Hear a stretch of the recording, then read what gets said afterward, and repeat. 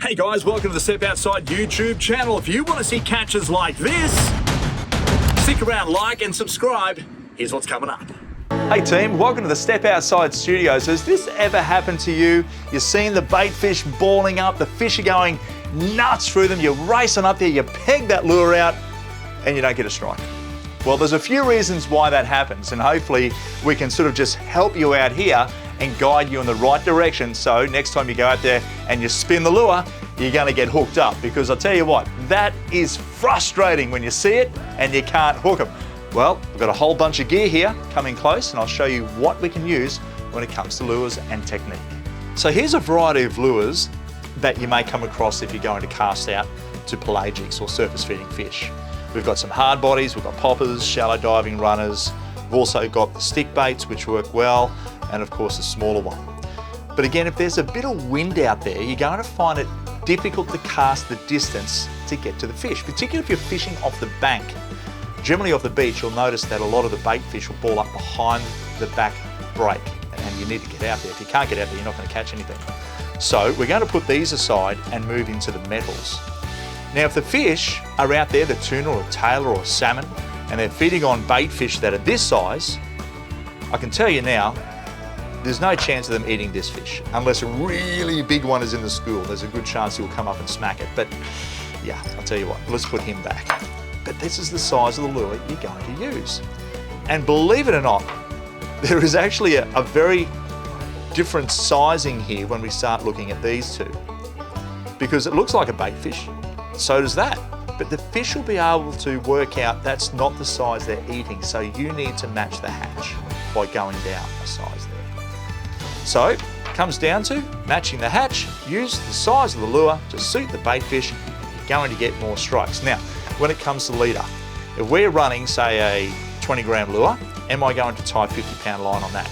Well, it's going to stop the wobble or the action of the lure. It'll slow it right down in the sense that it won't wobble much and it'll just come in straight. We don't want that. So drop your leader down. 50-pound would be great on, say, 60-gram lure because it's got the weight behind it to make it move. If you're going down to, say, 30-pound or even 20-pound, that's perfect. I like that. I think that'll be enough for us.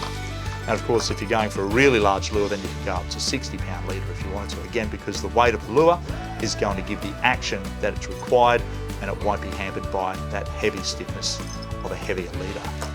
So when it comes to the reel size, the 1000 is great if you're flicking really small lures for smaller fish in the estuaries, nice lightweight tackle. Yeah, a lot of fun, absolutely, sport fishing to its best. 2500, we're starting to get a little bit more serious, it's a little bit bigger, all the way up to, say, 5000, when we are using lures up towards, say, that 50-gram mark. If you want to go a bit bigger, then we start running into the 8000, 10,000 Saragosas if you're really starting to move into the larger lures, of course. But the 2500, I think, is suffice.